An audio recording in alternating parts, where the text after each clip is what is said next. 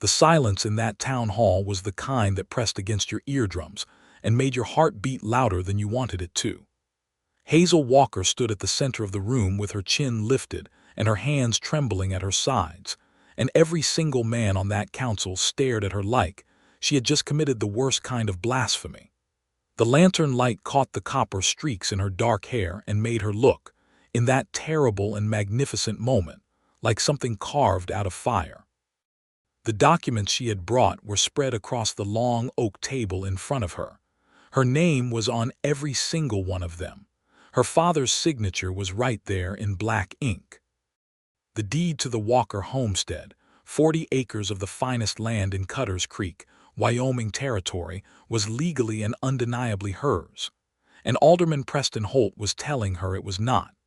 "Miss Walker," he said, his voice smooth as river stones and twice as cold, "the law in this territory is quite clear on the matter of single women holding independent land title. It is not personal. It is simply how things are done." The other 4 men at the council table nodded as though Holt had just delivered a sermon from the Mount.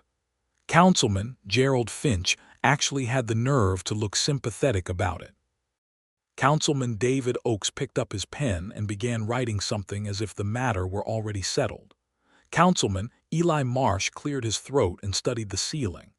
Councilman Rupert Sowell clasped his fat hands together on the table and watched her with small, mean eyes that had never once in her estimation looked at anything fairly. "My father left me that land," Hazel said, and her voice did not shake, which surprised even her. "He left it to me in a legal will witnessed by 2 men, recorded at the Territorial Land Office in Cheyenne, and filed with this very council 3 years ago. I have lived on that land, worked that land, and paid the taxes on that land for 3 years since his passing. You cannot simply take it from me." "Nobody is taking anything from you," Preston Holt said, his lips arranging themselves into something that almost resembled a smile.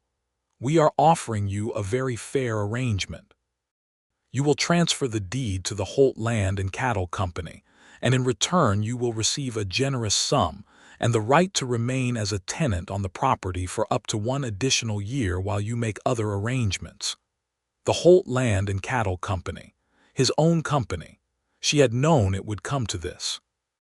She had known it for months, watching the way Holt's men had been moving across the territory, swallowing up smaller holdings one after another, pressuring widows and solitary farmers until the pressure became unbearable.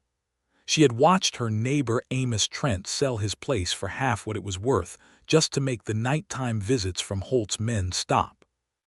She had watched Clara Briggs lose her boarding house to a suddenly discovered building code violation that nobody had ever cared about before Holt wanted the lot. Hazel had told herself she would not be next. She had told herself wrong, apparently, because here she was. "My answer is no," she said.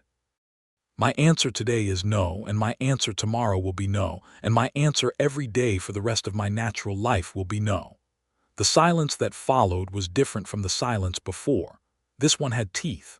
Preston Holt set his pen down very carefully, as if he were setting down something he might need again in a moment. His eyes found hers across that table, and what she saw in them was not anger exactly. It was something colder than anger. It was certainty. The certainty of a man who had never once in his life been told no and had it stick. "Miss Walker," he began, in a tone that said the conversation was over, and that was when she heard it. Footsteps, slow and deliberate. Boot heels on the hardwood floor. She did not turn around. She kept her eyes on Holt because she would not give him the satisfaction of seeing her flinch. But she heard every single step, measured and unhurried, coming from the back of the room where the marshal had been standing by the door with his arms crossed, and his face unreadable since before the meeting had even been called to order. Timothy Ramsey stopped walking when he was standing directly beside her, not behind her. Not to her left or her right at a polite and noncommittal distance, beside her, his shoulder 6 inches from hers, his badge catching the lantern light.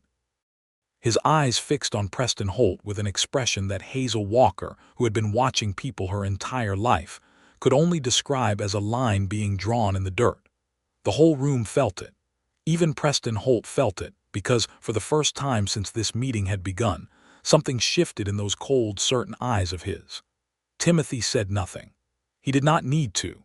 He simply stood there beside her, and the meaning of it was as clear as anything spoken out loud in that territory or any other. This woman is not alone.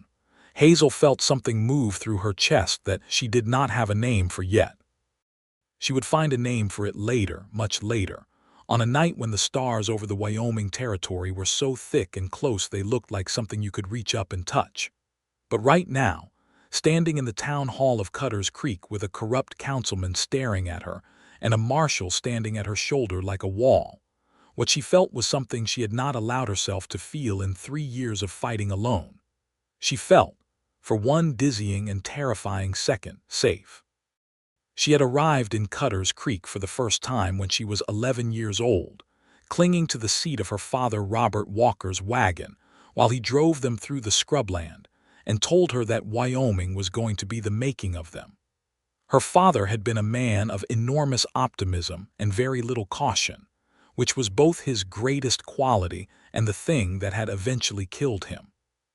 He had believed deeply in the goodness of open country and the fairness of hard work, and the idea that if you put enough honest effort into the earth beneath your feet, the earth would give you something back.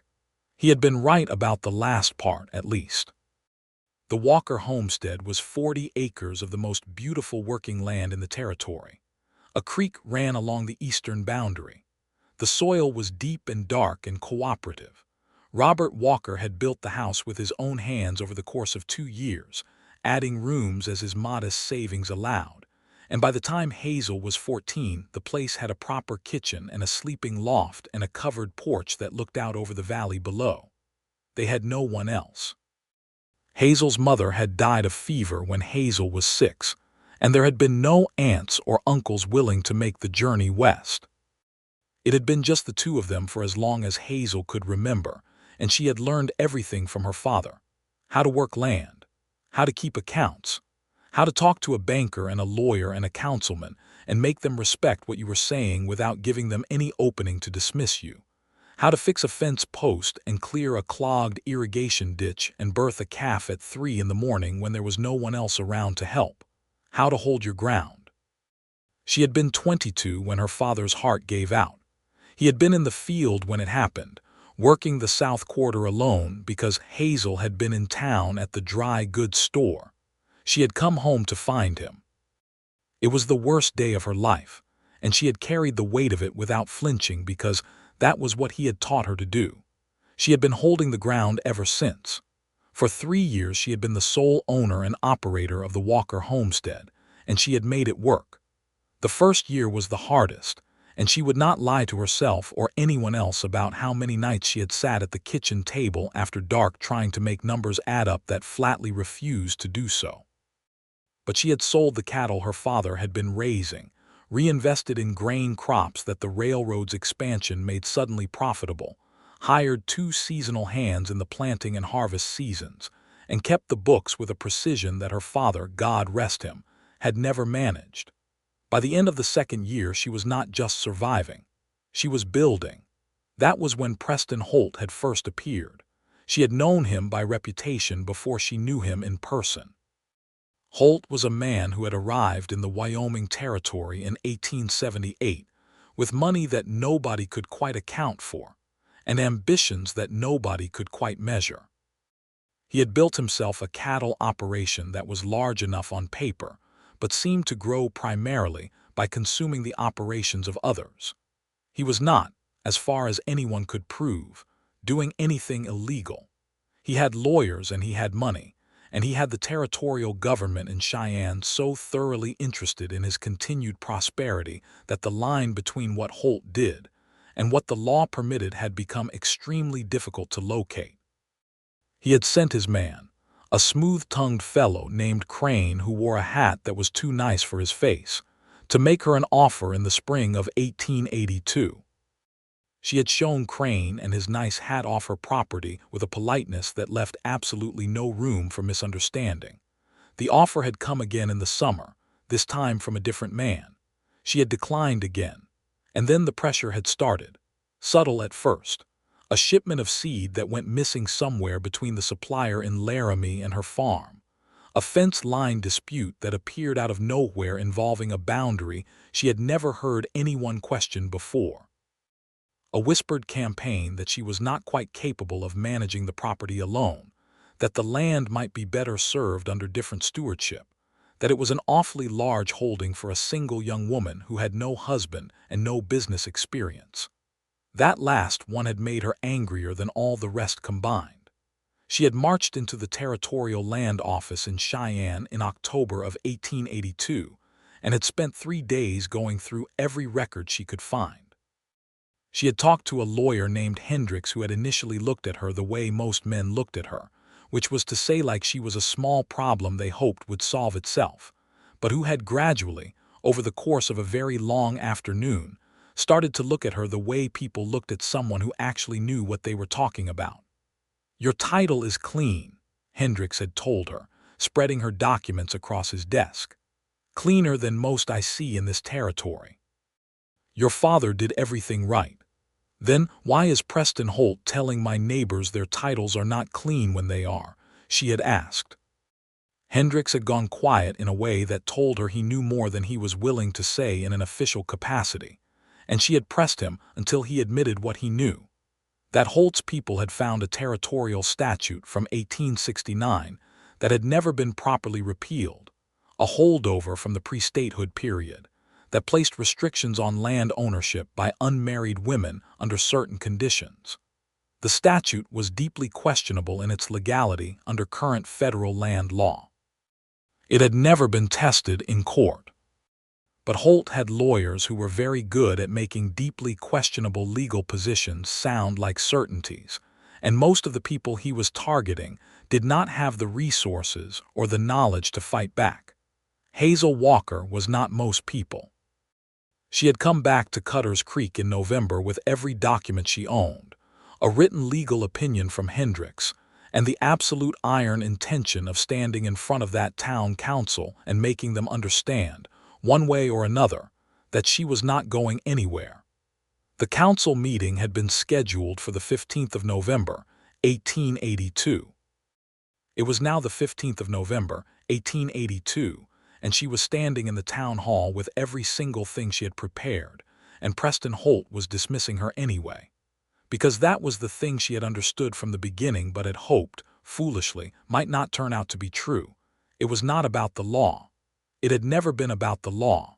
The law was just the tool they were using, the shape they were pouring their intentions into. Holt did not want her land because of anything legal.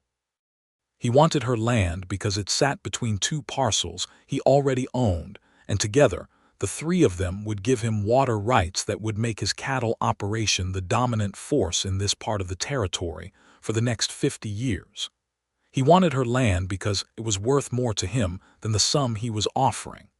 And he was trying to take it under color of law because he did not want to deal with whatever came after if he tried to take it any other way. She was explaining all of this in precise and careful language when Holt held up his hand. "The opinion of a Cheyenne lawyer has no standing before this council," he said. "A legal opinion has standing everywhere," she said. "That is rather what the word legal means." Councilman Finch actually coughed to cover what might have been a laugh. Councilman Oakes stopped writing for a moment. Holt's eyes did not change. "The council has made its determination. The matter before us is not one of opinion. It is one of territorial statute. You are, under the statute of 1869, not legally entitled to hold independent title as an unmarried woman in this territory. The council's position is that the appropriate remedy is a transfer of deed, compensation to be determined by." The statute of 1869 was superseded by the Federal Homestead Act's 1872 amendment, Hazel said, "which I have here in writing, and by Wyoming's own Territorial Act of 1869, granting women the right to hold property, which came into effect in the same legislative session as the statute you are citing, and which your lawyers have apparently been very careful not to mention." There was a longer silence. Furthermore, she continued, because she had waited 3 months for this moment and she was going to use every second of it. The 1869 statute you are citing was applied exactly twice in the territorial record, once in a case that was subsequently overturned by the territorial Supreme Court, and once in a case in which the woman in question had explicitly signed away her rights as part of a marriage contract, which I have not done, and which is therefore entirely irrelevant to my situation. I have brought the territorial court records with me. She placed them on the table. Holt looked at the papers. He looked at her. A vein in his jaw had begun, very slightly, to move. "This counsel," he said, "will take the matter under further advisement." "You have had 3 months since I filed my objection," she said. "You scheduled this meeting. My question, Alderman Holt, is a simple one. Is the deed to the Walker homestead valid and legally mine, or is it not? I would like the counsel's answer today in writing before this meeting concludes." And then the footsteps. And then Timothy Ramsey was beside her. She had noticed him when she came in, of course. It was difficult not to notice Timothy Ramsey. He was 6 feet and 2 inches of contained and watchful presence, with dark brown hair worn a little long under his hat and gray eyes that saw everything and gave very little back. He had been the marshal of Cutter's Creek for 14 months. He had come from somewhere in Colorado, though nobody seemed to know exactly where, and he had arrived with a reputation that preceded him and a manner that confirmed it. He was quiet. He was thorough. He was entirely without any of the performed swagger that some men in his position used as a substitute for actual competence. He had not said a word to her during the preceding 45 minutes of this meeting. He was not saying a word now. But he was standing beside her in a way that was louder than anything spoken, and Hazel Walker, who had spent 3 years learning to read rooms the way her father had taught her to read weather, understood exactly what he was communicating and to whom. Preston Holt leaned back in his chair. "The counsel," he said, with a careful and deliberate neutrality that did not quite reach his eyes, "will have a written determination for Miss Walker within 48 hours. It was not a victory. She knew that. It was a delay, a tactical retreat, a moment for Holt to find another angle. But it was the first time since she had walked into this room that the man had moved at all, and it had happened the moment Timothy Ramsey had crossed the floor and stood beside her. She turned very slightly to look at him. He was still watching the council table. His jaw was set and his eyes were calm, and he looked, she thought, like a man who had made a decision some time ago and was entirely at peace with it. He seemed to feel her eyes on him because he turned his head just slightly and met her gaze. He did not smile. He did not nod.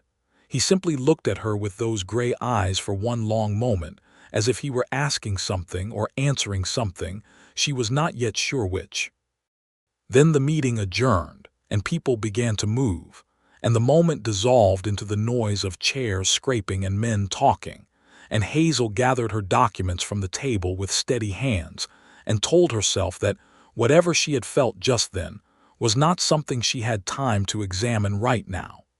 She was going to have to think very carefully about what happened next. The air outside the town hall was cold and sharp in the way that Wyoming November always was, like the sky itself had an edge to it, and Hazel stood on the wooden boardwalk for a moment just breathing it in and letting the tension of the last hour settle somewhere she could carry it more comfortably. "Miss Walker." She turned. Timothy Ramsey was behind her, his hat in his hands, which she had not expected.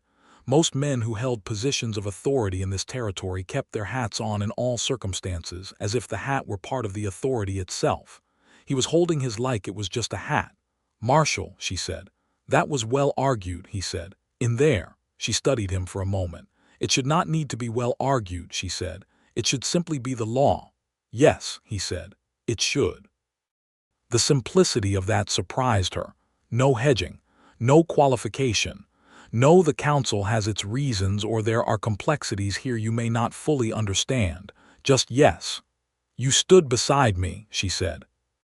"Not quite a question. I did." "Why?" He was quiet for a moment. The wind came down off the hills and moved between them, carrying the smell of pine and coming snow. "Because you were right," he said, "and they were wrong, and I thought you ought to know that somebody in that room could see it." She looked at him for a long moment and tried to find something complicated in what he had just said and could not. "Thank you," she said. He nodded once, put his hat back on, and walked back toward the marshal's office on the far side of the street without looking back. She watched him go. The 48 hours that Holt had promised came and went without the written determination appearing. Hazel was not surprised. She was, however, prepared because she had not spent the intervening time sitting quietly at home waiting. She had spent it talking to people. Cutler's Creek was a town of perhaps 400 residents in 1882, which meant it was a town where everyone knew everyone else's business to a degree that could be either weapon or liability depending on how you used it. Hazel used it as a weapon. She talked to Josephine Marsh, who was Councilman Eli Marsh's wife, and who had always been quietly furious about the manner in which her husband had allowed Holt to bring his cattle operation so close to the Marsh family's small farm that their creek access was already compromised. She talked to the Reverend Caldwell, who had his own growing unease about the direction the council was taking, and who understood, better than most, the power of a community whose conscience had been properly engaged. She talked to 3 other property owners who had been approached by Holt's people and who had complied under pressure, and who now found themselves regretting it in ways they had not yet put into words.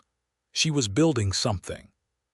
She was building the thing that the documents and the legal arguments alone could not build, which was the sense that this was not Hazel Walker's problem but everybody's problem, that what was happening to her was a preview of what would happen to anyone who had something Preston Holt wanted.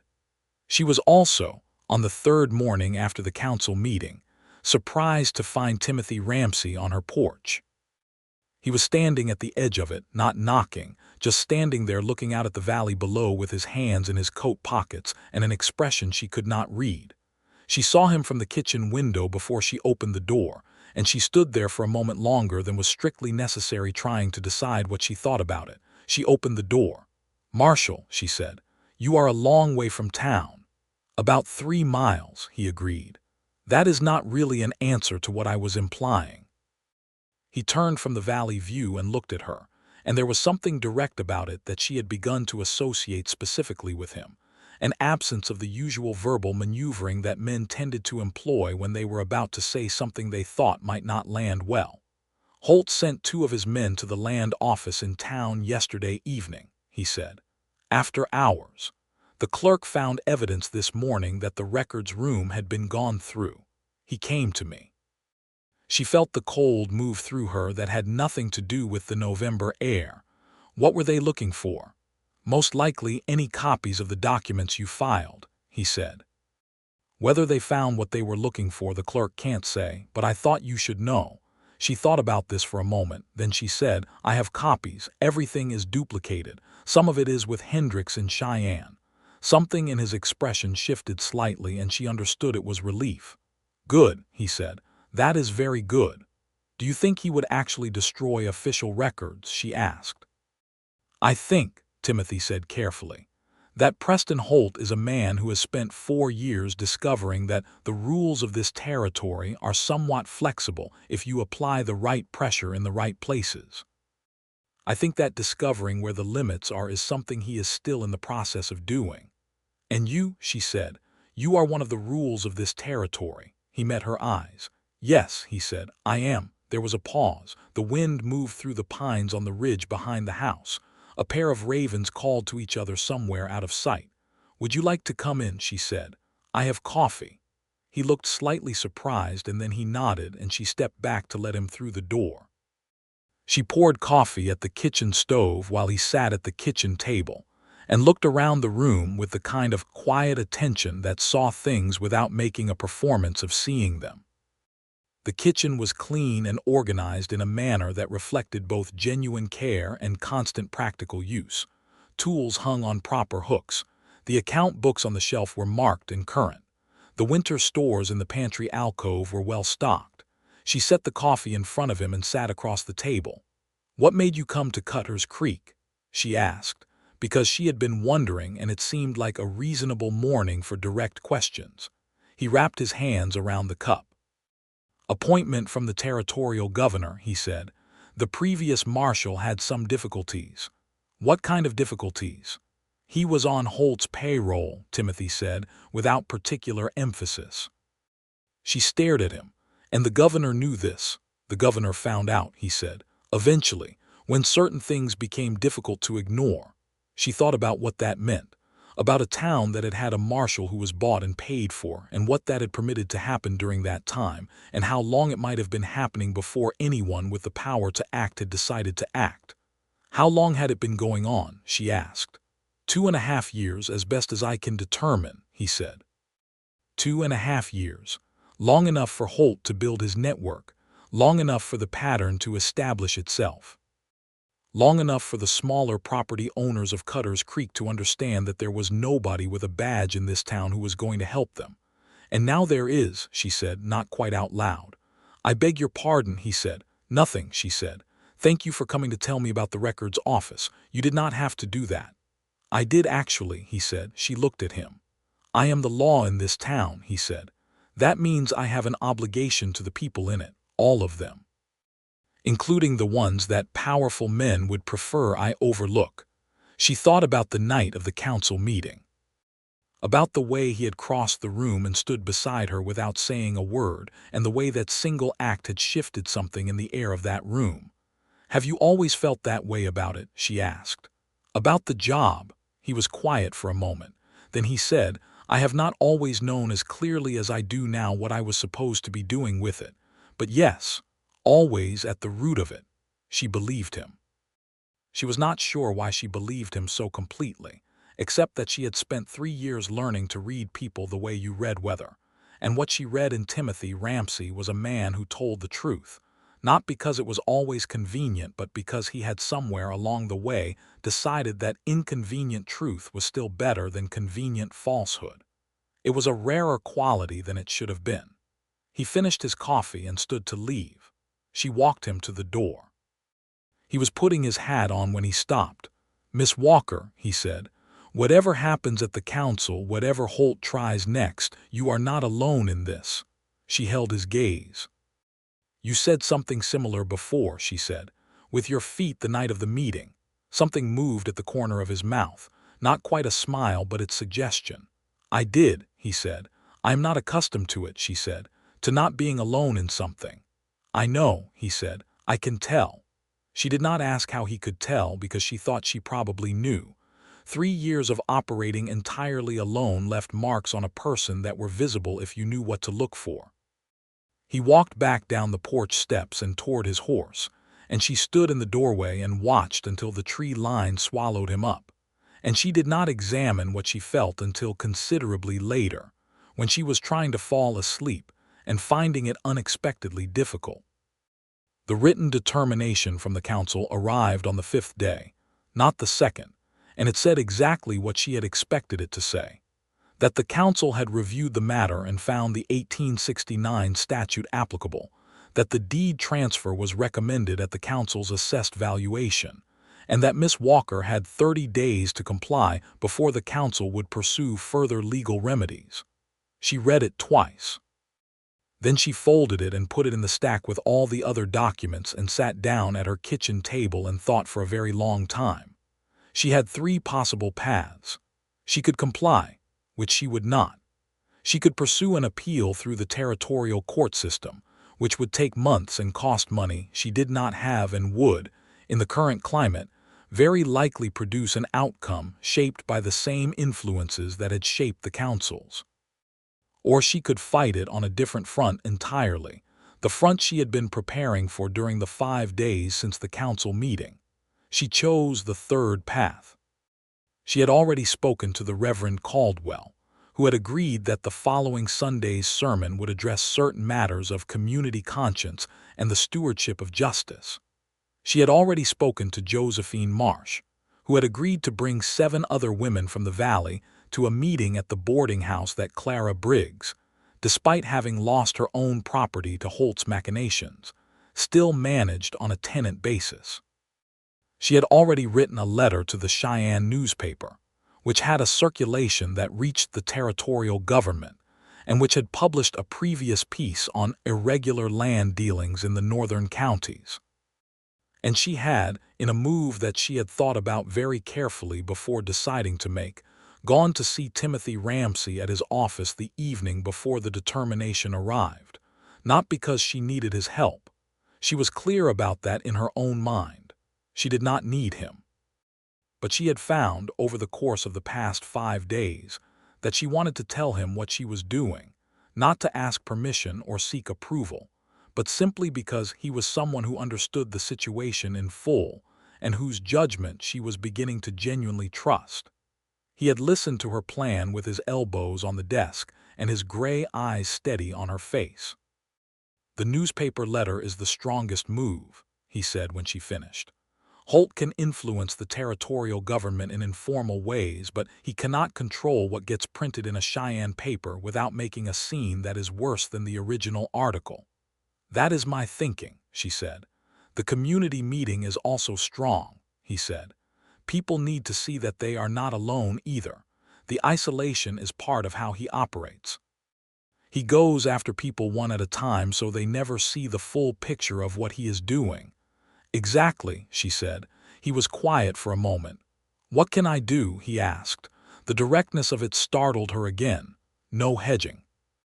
No, this is a matter for the courts, or I need to be careful not to be seen taking sides. Just what can I do?"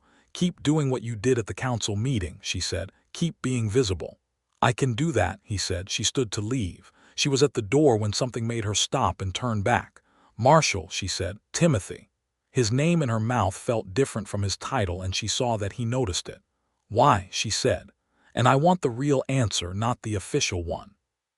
He looked at her for a long moment. "Because you are fighting for something true," he said. "And because you have been fighting it alone for 3 years, and that is 3 years too long."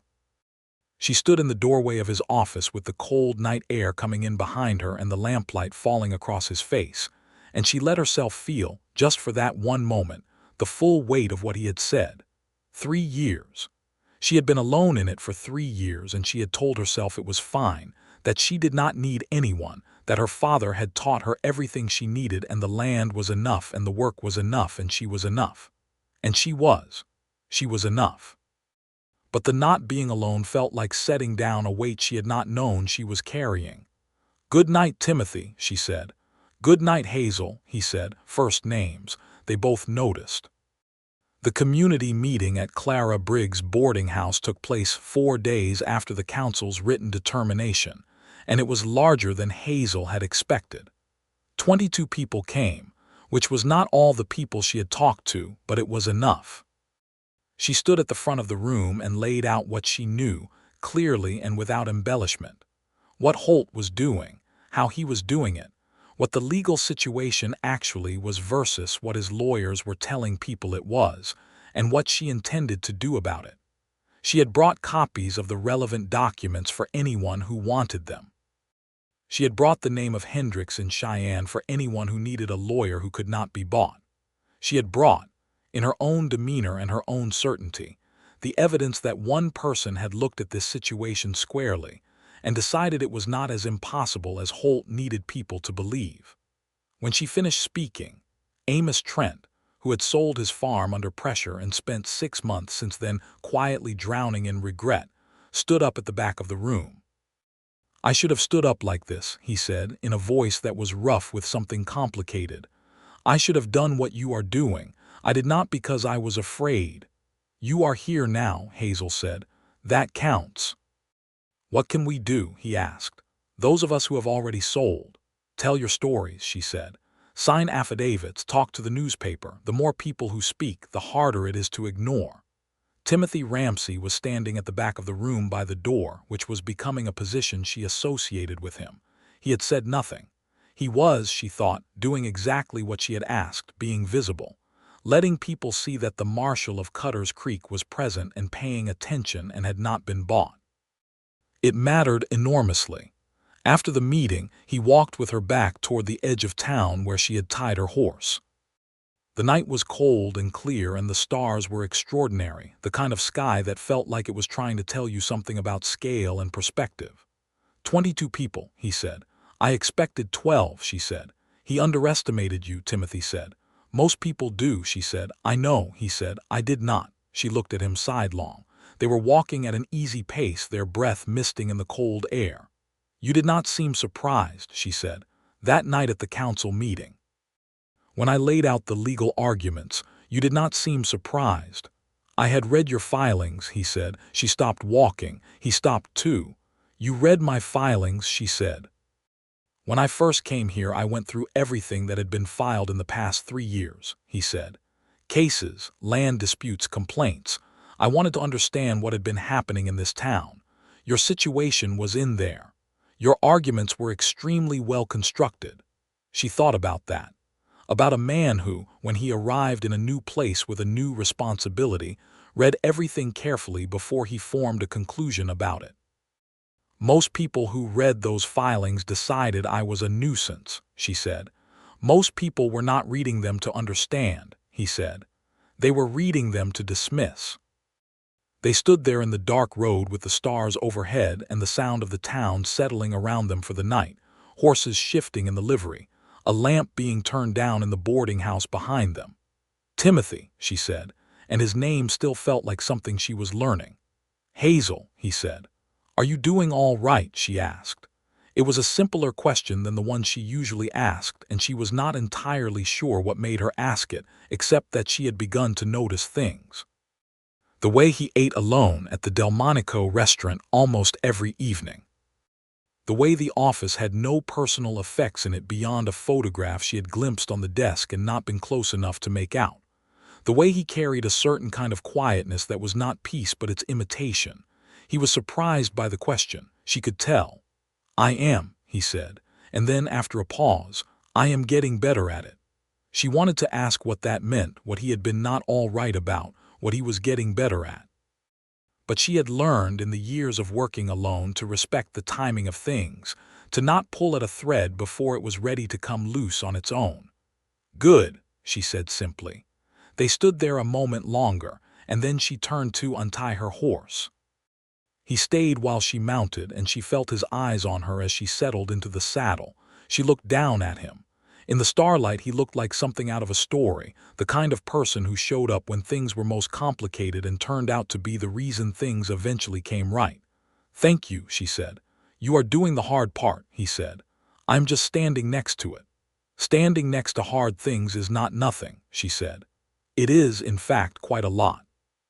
She rode home under those magnificent stars and did not try to name what she was feeling, but she let herself feel it, which was a start. The Cheyenne newspaper published her letter 12 days after the council meeting, and it was, by any measure, a detonation. The editor had not only printed her letter in full, but had added, to her considerable surprise, a lengthy editorial that referenced 3 other land disputes in the territory that followed the same pattern she had described. The piece named Holt's company directly. It named the 1869 statute and its legal history. It named the council of Cutter's Creek and their 48-hour promise that had taken 5 days, and produced a determination that the editorial described as, and she read this sentence 3 times, a startling example of institutional bad faith dressed in legal language. She had not written that part. The editor had. By the time the stage brought the paper to Cutter's Creek 3 days later, the territorial governor's office had already sent a letter to the council requesting an explanation. This she learned from Timothy, who had received a communication from the territorial governor's circuit man. He is coming here, Timothy told her, standing at her kitchen table with the communication in his hands. Within the week, he will want to speak to you. Good, she said. I have a great deal to say. Hazel, he said, and his voice had something in it she had not heard before, a kind of careful weight. Holt is going to respond to this. He will not simply accept the newspaper piece and the governor's inquiry. He is not a man who accepts things. I know, she said. I want you to be careful, he said. The nights especially. Don't ride out after dark alone until this is settled. She looked at him. I have been riding after dark alone for 3 years, she said. "I know," he said. "And I cannot tell you what to do, but I am asking you." There was a difference, she thought, between being told and being asked by someone who was asking out of genuine concern rather than a need to control. She had always been able to feel the difference, even when the words were similar. "All right," she said. "I will be careful." He nodded, and then he did something that surprised her.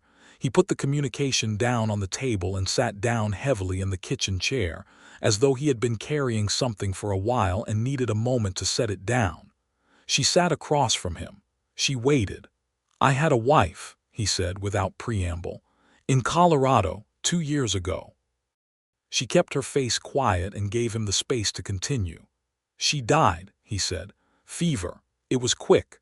Quicker than it should have been maybe if I had been home more and paying attention. I was not home." He paused. "I am not telling you this because I want sympathy. I am telling you because I want you to understand why I am here, why I came to a territorial appointment in a town I had never heard of. I needed to be somewhere that needed something, and to do something with that need rather than just carry it around." She was very still. "And then I read your filings," he said, the corner of his mouth moving again. "And I thought there was at least one person in this town who was not going to let this territory be whatever Holt wanted it to be. And that seemed like a place worth being." She looked at him across the table, this man who had come from grief to purpose and had stood beside her in a room full of pressure and indifference, and she felt something crystallize in her chest that she had been keeping carefully diffuse for weeks now. "Her name?" she asked. "Margaret," he said. "She would have liked you." "Why?" she said. "Because she did not allow nonsense either," he said. And she believed very strongly that the law was supposed to mean something. "It is supposed to mean something," Hazel said. "Yes," he said. She reached across the table and put her hand over his for one brief moment, the kind of touch that is not a declaration but a recognition. He looked down at her hand and then up at her face.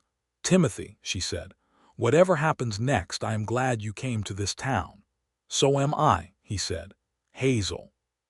The territorial circuit man, a thin and meticulous person named Albright, arrived 4 days later on the afternoon stage and spent 2 full days talking to people. He talked to Hazel. He talked to Timothy. He talked to Amos Trent and Clara Briggs and 6 other property owners who had signed affidavits. He talked to the Reverend Caldwell. He did not notably talk to Preston Holt until the very end of his 2nd day, and when he did, the meeting lasted only 40 minutes.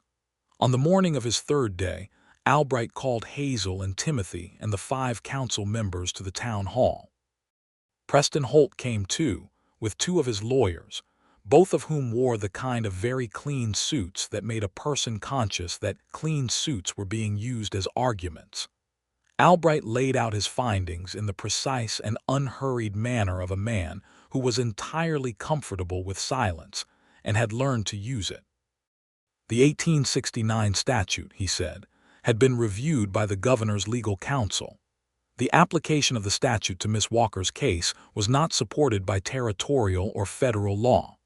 The Wyoming Territorial Act of 1869 did, as Miss Walker had argued, supersede the statute in question in cases of pre-existing title. The deed to the Walker homestead was valid, legal, and not subject to forced transfer by council determination. The council's determination was, effective immediately, rescinded. Hazel sat very still and let it land. One of Holt's lawyers started talking. Albright let him finish, and then said, with a politeness that had very sharp edges, that the governor's office had taken note of the irregularities in how the council had applied pressure to multiple property owners over the past 18 months, that Hendricks and Cheyenne had submitted a comprehensive brief on the pattern of these actions, and that if the Holt Land and Cattle Company wished to pursue any further land acquisitions in this territory, they would be doing so under considerably closer oversight than had previously been the case. Holt, for the first time since Hazel had known of him, said nothing. He sat in that chair and said nothing for a long time while his lawyers exchanged glances. Then he stood up, buttoned his coat, and walked out of the room without looking at anyone. The door swung shut behind him. In the silence that followed, Councilman Gerald Finch let out a long, slow breath. Councilman Eli Marsh looked at the table. Councilman David Oakes looked out the window. Rupert Sowell looked like a man who had made several very poor decisions and was beginning to feel the cumulative weight of all of them. Hazel looked at the documents in her hands. The deed, her name on it, her father's signature, the 40 acres of the best land in the territory.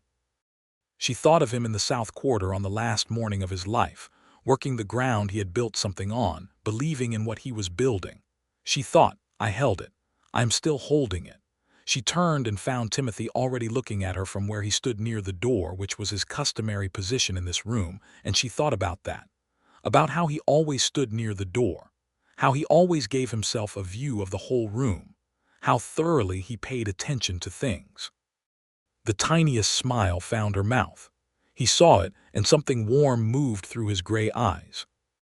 After Albright concluded and the room began to break up, Hazel walked outside into the bright, cold November morning with the deed secure in her document case, and the feeling in her chest that she had promised herself she would examine properly when this was over.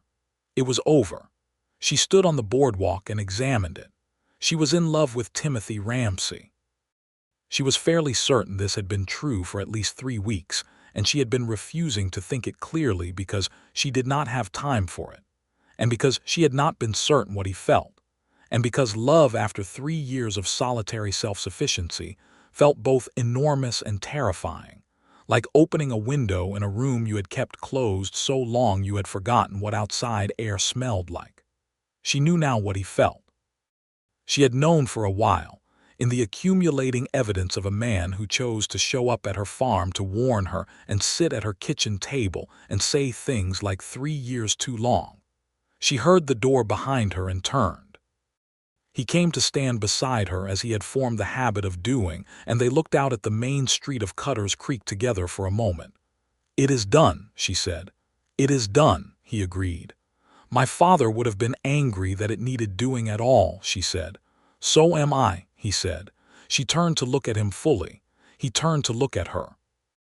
The morning light was the kind that came off winter hills and had no softness to it, just honesty. And in that light she looked at his face and thought about everything she knew about him and everything she did not yet know and everything she wanted to know. "Timothy," she said, "I need to tell you something." "All right," he said. "I'm not very practiced at saying things that are not about arguments or evidence or legal precedent," she said. "I know," he said. "Neither am I, but I would very much like," she said, "to have you come to the farm for dinner on Sunday. Not to warn me about something, not on official business, just dinner." He was quiet for 1 full second. Then he said, "I would like that very much." "Good," she said. They stood there a moment longer, and then she did something that surprised even herself.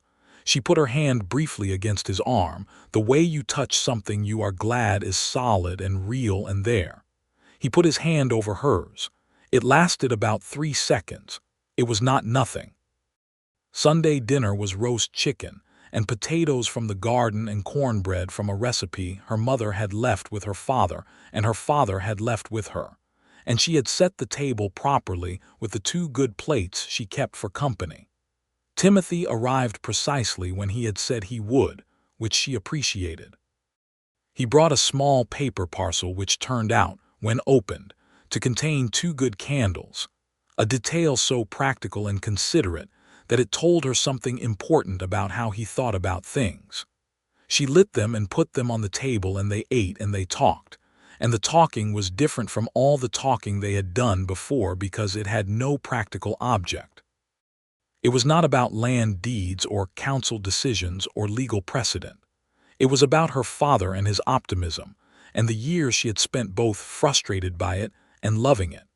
It was about Colorado and what Timothy had loved about it before grief had made it impossible to stay.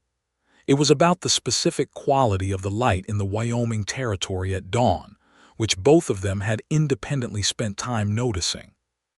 It was about small things, and it was about large things, and it moved between them, The way conversation moves between people who have been paying close attention to each other for a while and are now, finally, speaking freely. After dinner, they sat on the covered porch with the night coming down over the valley and the temperature dropping, and neither of them moving to go inside. She had brought a wool blanket out and had it around her shoulders, and the candles on the table inside threw their light through the window and made the porch feel warmer than it was. "I have not had a dinner like that in a long time," he said. "How long?" she asked. He thought about it honestly. 2 years, he said. She understood what that meant without him having to say more. "I am glad you came tonight," she said. "So am I," he said. "I want to ask you something," she said, "and I want you to know that you do not have to answer if you are not ready to." He turned his head toward her. "Margaret," she said, "do you think about her often?" He was quiet for a moment. "Every day," he said. "Less painfully than I used to. She was someone who deserved better than what she got. I am not finished grieving her." He paused. "But I am not in a place where grief is all that is there, if that is what you are asking." "It is," she said. "Is it all right," he asked, "that she is still there, that I still think of her?" She looked at him. "Timothy," she said, "she sounds like someone worth thinking of.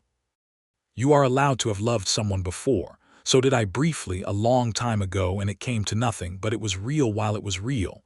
The things that happened before are not obstacles. They are just the country you crossed to get here." He looked at her for a long moment. "You are," he said, "an extraordinarily unusual person." "I have been told that before," she said. "It has not always been meant as a compliment." "It is meant entirely as a compliment," he said. The stars had emerged while they were talking, and now they were the full extraordinary expanse that the Wyoming territory offered on clear winter nights, so thick and close and brilliant that they seemed to press down almost to the tree line. "Timothy," she said. "Hazel," he said. She leaned over very slightly and rested her head against his shoulder. He went still for just one moment, and then his arm came around her, and she felt the full, solid warmth of it, and the feeling in her chest that had been growing for weeks settled into something she recognized as certainty. They stayed on that porch until the cold became genuinely prohibitive, and then he rode home under those stars, and she stood on the porch watching him go, and she thought about her father who had believed so absolutely in open country and what it could hold. He had been right about so many things. The winter of 1882 gave way to the winter they spent learning each other, and it was the best kind of learning, the kind that happened in the margins of ordinary life, over coffee in the marshal's office when she was in town, in the evenings on her porch when the work was done, on the Sunday afternoons when he began to come regularly, and they stopped pretending it was anything other than what it was. He learned that she kept a journal that she had been writing in since she was 14.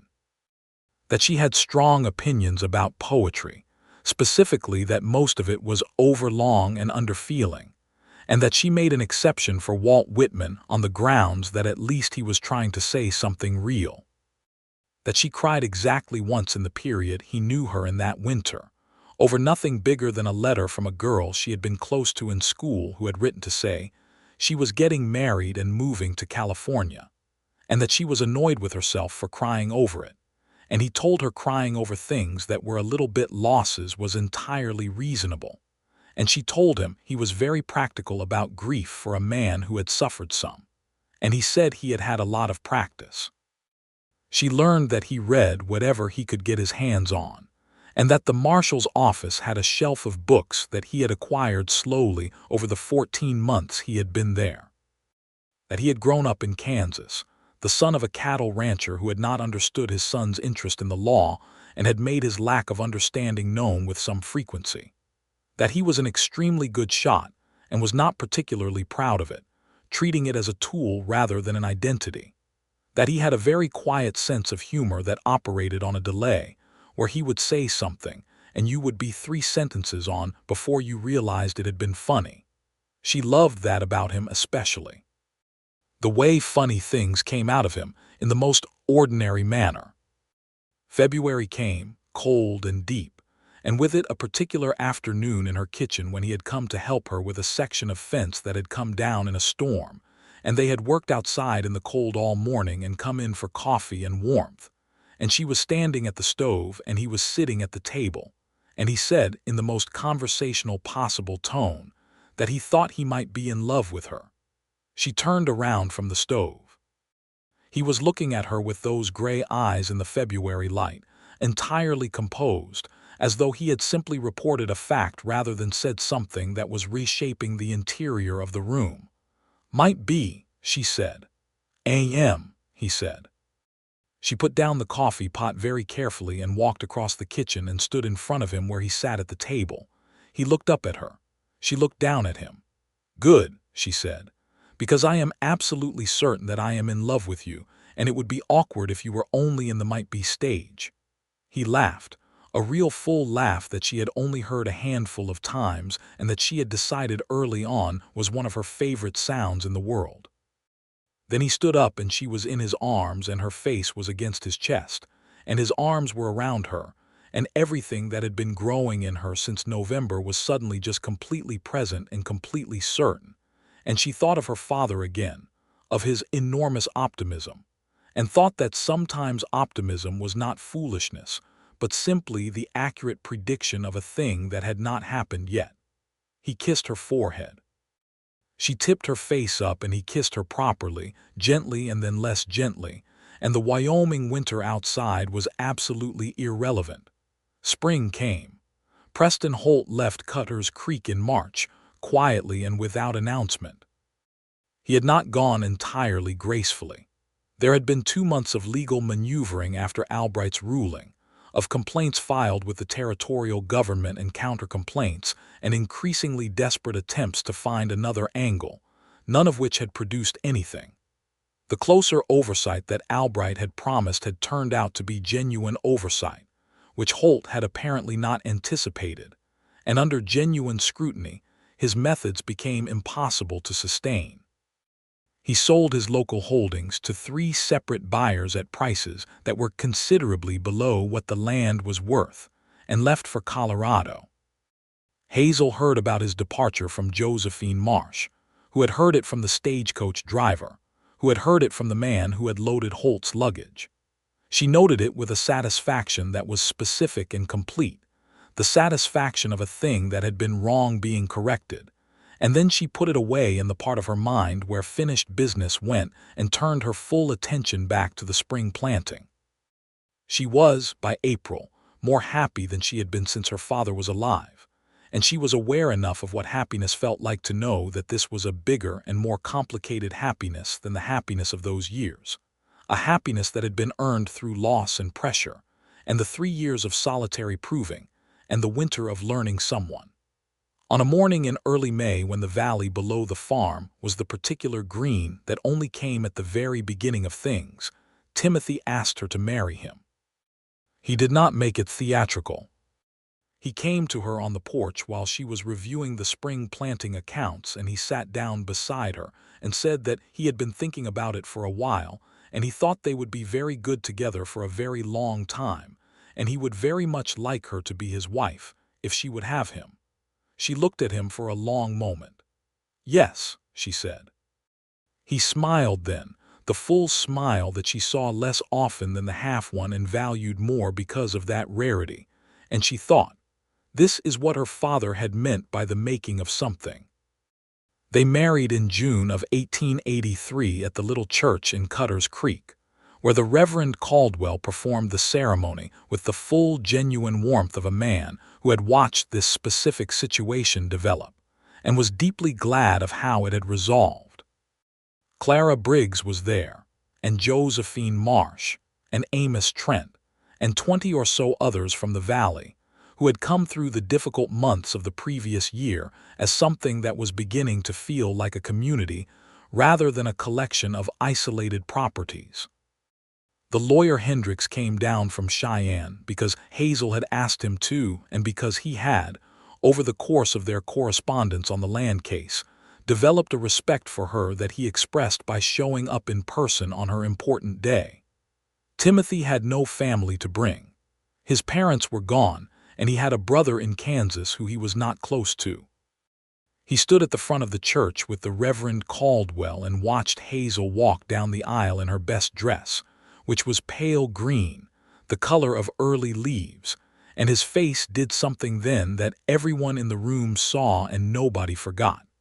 She would think about that look for the rest of her life. She would call it to mind on ordinary days when she needed to remember the weight of extraordinary things. She said her vows in her clear and steady voice, looking directly at him. He said his in his quiet, certain way, and she believed every word completely. They signed the register and the Reverend Caldwell pronounced them married, and the small congregation of people they had earned through honesty and trouble applauded with a warmth that filled the little church. The summer of 1883 was the best summer of her life. She would look back on it later and think that.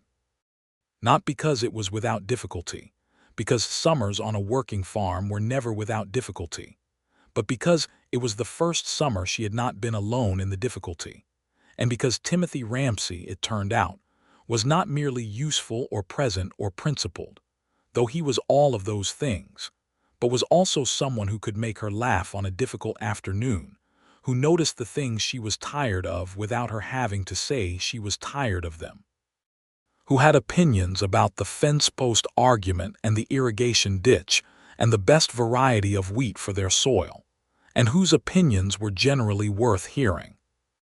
He continued as marshal through that summer and the fall, because the territory still needed him, and because the work was genuinely his and he was good at it, and she continued to run the farm with the competence and the joy that came from finally running it as a full expression of what it could be rather than a defense of what it was. They were, in the deep and unglamorous and entirely real sense of the word, partners. The first winter of their marriage brought the first snowfall that she had watched from that porch with someone beside her, and she thought about the night they had sat on it together in November when the case was over, and she had put her head on his shoulder and felt certain for the first time in years, and she turned to look at him beside her and found him already looking at her. "What are you thinking?" she asked. "That I was right about this place being worth being," he said. She took his hand. In the autumn of 1884, she told him she was expecting a child. He was in the kitchen when she told him, reading at the table in the lamplight the way he did in the evenings, and he looked up from his book and she watched the news travel across his face in waves. First surprise, then something that moved too fast to name, then a stillness that broke into a smile so full and unguarded that she thought she might keep the memory of it forever, pressed flat like a flower between pages. "Hazel," he said, and came across the kitchen and held her face in his hands and looked at her. "I know," she said. "Are you all right?" he asked. "I am more than all right," she said. He held her for a long time in the kitchen with the lamp burning and the Wyoming night outside and the farm around them, and she felt the future arrange itself into something so full and present that it pressed against her chest from the inside. The spring of 1885 brought a son. They named him Robert James Ramsey, Robert for her father and James for Timothy's, a bridge between two histories, a beginning of a third. Robert was a loud and emphatic baby who made his opinions known at all hours, and who, from his earliest consciousness, seemed to have inherited both his father's attentiveness and his mother's absolute refusal to be dismissed. The first time Hazel laid him in Timothy's arms and watched Timothy look down at his son, she felt something move through the room that had no name but was very large and very good. Timothy sat up through the first colicky nights with an equanimity that she told him was saintly and he told her was just math. It had to end eventually. He was right about this too. The farm grew. By the summer of 1886, she had expanded the grain operation to include a partnership with Amos Trent, who had built himself back up after his difficult years and whose property bordered hers on the northern side. The partnership was productive and pleasant, built on the kind of mutual respect that came from having been through hard things in proximity to each other. Cutter's Creek grew. The town added a schoolhouse in 1885 and a new dry goods store in 1886, and the character of the place had shifted since the Holt years in ways that were subtle but real. The community meeting she had called in Clara Briggs' boarding house had turned into something. A habit of people talking to each other, of property owners knowing each other's situations, of the town understanding itself as a place with shared interests rather than a collection of isolated individuals waiting to be picked off one at a time. Timothy's work as marshal had also shifted in character. The years after Holt's departure were quieter in terms of the large structural corruption that had defined his first months in the job, and the work became more about the ordinary keeping of the peace that a growing frontier town required. He was good at it in the way that good peacekeeping works, which is mostly by being present and known, and taken seriously enough that the situations that would require force rarely reached the point of requiring it.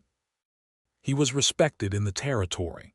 She was proud of this in the uncomplicated way. In the winter of 1887, she told him about the second child. A brother or a sister for Robert, he said. One or the other, she agreed. He will be either delighted or suspicious, Timothy said. He will be both, she said. Simultaneously, he is your son. He looked at her with those gray eyes that she had been reading for 4 years now and could still occasionally be surprised by, because underneath the quiet there was always more. And yours, he said. The second child arrived in the summer of 1888, a girl this time, with her mother's copper-streaked dark hair and her father's thoughtful gray eyes, which combination produced a baby who looked at the world from her very first days as though she were taking notes. They named her Eleanor Margaret Ramsey. Eleanor because Hazel had always loved the name, Margaret because it was right. Timothy held her in the kitchen of the same house where he had first sat at the table and talked about reading her filings, and he was so quiet for so long that Hazel watched him carefully because she had learned to read his quiet the way other people read speech. She would have liked this, he said finally, not looking up from Eleanor's face. Margaret, she would have liked all of this. I think so too, Hazel said. From what you've told me, he looked up at her. Thank you, he said, for naming her. For everything, he said, for being who you are, for that November, for the dinner, for saying yes. She crossed the kitchen and sat beside him and put her arm around him, and they looked together at their daughter in the summer light. She thought about Preston Holt and the documents on the table and the counsel's cold eyes and the 3 years of solitary holding. She thought about her father in the South Quarter believing in open country. She thought about a man crossing a room and standing beside her when the pressure was at its highest, not because it was easy or safe or uncomplicated, but because he could see what was true. She thought that her father had been right. Wyoming was going to be the making of them. It had made her something she had needed to become, something harder and clearer than she had been before the years of fighting. It had made Timothy something he had needed to become too, she thought, or perhaps had helped him find his way back to something he had always been before grief had buried it. It had made them together. The farm was alive in a way it had not been when she was keeping it by herself. Not because her work had been inadequate, but because things that are built for two are different from things built for one, larger and more complicated and more capable of holding what life puts in them.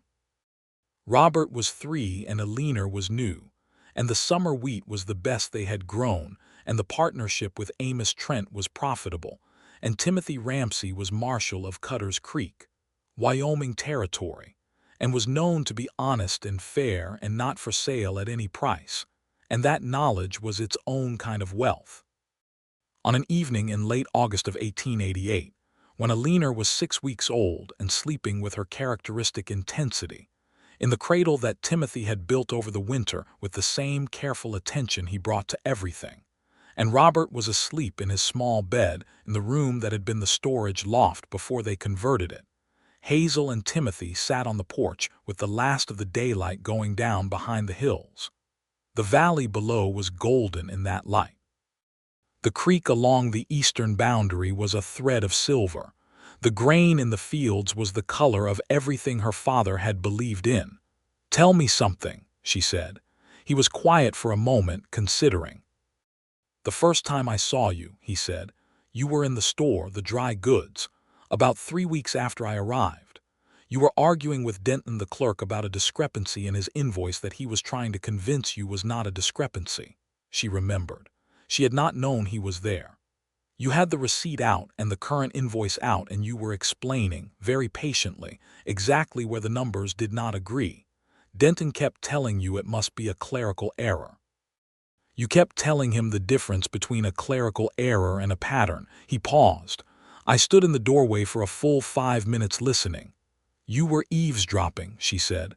I was learning, he said.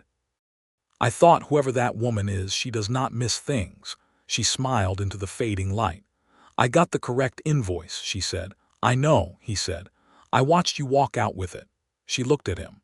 You have been paying attention to me for longer than I knew, she said. You are worth paying attention to, he said. The stars were beginning to come out, the first and brightest ones appearing in the deep blue above the eastern ridge. In a few more minutes the full expanse would be there. The sky she had grown up under, the sky her father had said was proof that the territory was serious about being generous. Timothy, she said. Hazel, he said. I am so glad, she said. That is all. I am so glad. He took her hand in the gathering dark, and they sat together on the porch of the farm that she had held and he had helped her hold, on the land that her father had built something on and she had continued building, and the stars came out one by one and then all at once over the Wyoming territory, and the night was clear and cold and completely full. The years that followed were the years of building in earnest. Robert grew into a child of tremendous energy and curiosity, who followed both his parents around the farm asking questions at a rate that they found alternately exhausting and wonderful. Elena grew into a girl who was quiet in the way Timothy was quiet, deep and observant, who would sit on the porch for long stretches looking at the valley below with an expression that Hazel recognized as the beginning of understanding something. The farm was, by 1890, one of the most productive small grain operations in the county. Hazel had expanded the partnership with Amos Trent into a formal arrangement that allowed them to share equipment and seasonal labor costs, and the two farms together had enough clout with the railroad buyers in Laramie to negotiate prices that neither could have gotten alone. She kept the books herself, as she always had, with a precision that the county tax assessor had once remarked upon in a tone that was somewhere between admiration and relief. Timothy was reappointed marshal in 1889 and again in 1891, each time with the support of a community that had seen, over the years, what it meant to have a man in the job who was not for sale. He had trained 2 deputies who shared his standards, and the work of keeping the peace in Cutter's Creek was, by the early 1890s, the work of maintaining something that had already been established rather than fighting to establish it. In 1892, the year that Robert turned 7 and Elena turned 4, Timothy came home one evening and sat down at the kitchen table with a letter in his hands. She looked at it. From where? She said. The governor's office in Cheyenne, he said. They want me to consider a position as a territorial circuit marshal, overseeing the law offices of 3 counties. She sat down across from him and looked at his face. Do you want it? She asked. He was quiet for a moment. It is a significant position, he said. That is not what I asked, she said. He met her eyes. I do not know, he said honestly. Part of me does. Part of me thinks of what it would mean to leave this town, this office. He paused. This farm, she thought about it. The circuit position, she said. Would it be based here or in Cheyenne? Based in Laramie, he said. With travel several weeks of the year away from home, she thought about that. Several weeks a year, not permanent distance, not the end of the life they had built. Timothy, she said, you have been marshal of Cutter's Creek for 10 years. You have done everything that needed doing here. The town is not what it was. If there are 3 counties that need what this town needed, that is not a small thing. There is the farm, he said, the children. Robert is 7 and Elena is 4, she said. They are not going to break without you for a few weeks at a time, and I have been running this farm for years. He looked at her with something that was half love and half exasperation at herself, which was an expression she had come to know extremely well. "I know you can run it," he said. "I know you know," she said. "That is not the point. The point is whether this is something you want to do and whether it would be good for you to do it, and if it is both of those things, then I am telling you to do it." He was quiet. "Margaret would have told you the same thing," she said gently. He looked up at her. "She would have," she said. "You know she would have." He took a long breath and let it out. "Yes," he said. "She would have." He accepted the position. He was away 4 times in the first year, never more than 3 weeks at a stretch, and the farm did not break and the children were fine, though Alina developed the habit of putting his hat on during his absences and walking around the kitchen in it, which Robert found hilarious, and which Hazel found both hilarious and heartbreaking in the way that small, tender things often were. He always came back. He always came back to the farm with the valley below and the creek along the eastern edge, and the children would run across the yard to him, and he would pick up Alina and shake Robert's hand, because Robert had declared that he was too old to be picked up, and he would come up the porch steps and find Hazel waiting there, and the look on his face was the same look he had had in the church in June of 1883 watching her come down the aisle. She stored that look against hard days, of which there were always some. In the spring of 1894, Robert Walker Ramsey was 9 years old and had opinions about the spring planting that were exhaustively detailed and occasionally correct, and Alina Margaret Ramsey was 6 years old and had begun to learn to read with an appetite that surprised even her mother, who was not someone easily surprised. The farm was thriving. The partnership was strong. The county was, by any measure, in better condition than it had been in 1882, when a man with money and contempt for the law had been systematically consuming everything around him. On an afternoon in May of that year, Hazel found herself on the porch with her account books and the spring light falling exactly as it had fallen on so many other spring afternoons, and she put the books down and just looked at the valley for a while.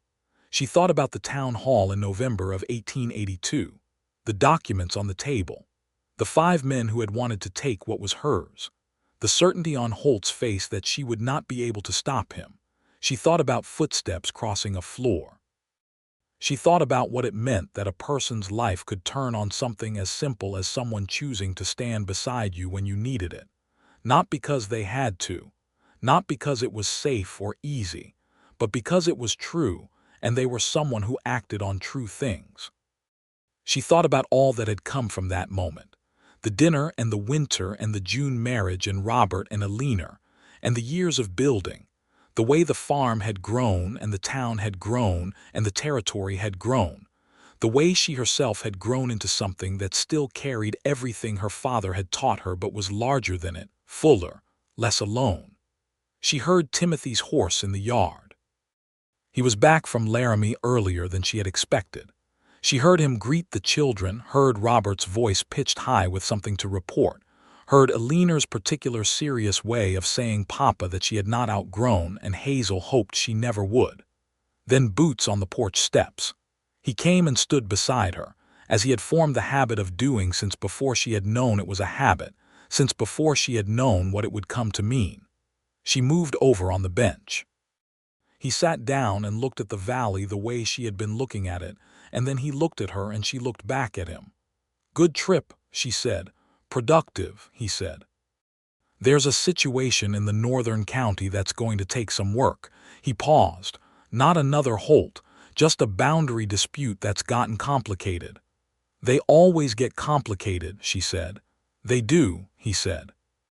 She leaned against him the way she had on the first November porch night, and he put his arm around her, and Robert came running up the porch steps to tell his father about something that had happened with the calf that morning in a volume, and at a speed that precluded any interruption, and Alina followed at a more measured pace and climbed up onto Hazel's lap and looked at her mother with those gray eyes that had been seeing things clearly since before she could name what she saw. "Mama," said Alina. "What is it, sweetheart?" Hazel said. "I read the whole book," Alina said.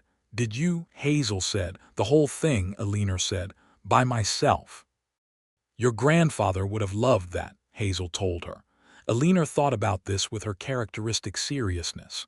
She had heard about her grandfather, Robert Walker, many times in the stories Hazel told in the evenings, the stories that kept him present in the house he had built and the land he had believed in. She seemed to understand, even at 6, that the stories were a form of keeping. Robert was still talking. The sun was going down behind the western hills in the long and generous manner of Wyoming spring sunsets, pulling colors out of the sky that seemed extravagant until you had lived here long enough to know they were ordinary, that this territory was simply like that, simply full of things that looked extraordinary, until you understood they were the natural result of being somewhere open and high and real. Hazel Walker Ramsey sat on the porch of the farm her father had built and she had held, with her husband's arm around her and her daughter in her lap and her son's voice filling the evening air, and felt the full weight of everything that had been true and everything that had been won and everything that had been built on the ground of both. She had stood up in a room full of pressure and indifference and told the truth, clearly and without flinching, and a man had crossed the floor and stood beside her.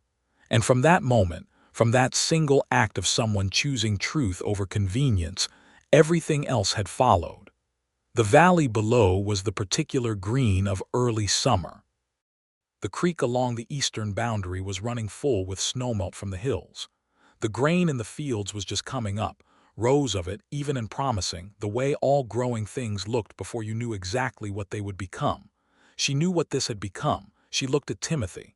He was watching the valley, and then he turned and found her watching him, and his face did the thing it did, the thing she had been watching it do for 11 years now.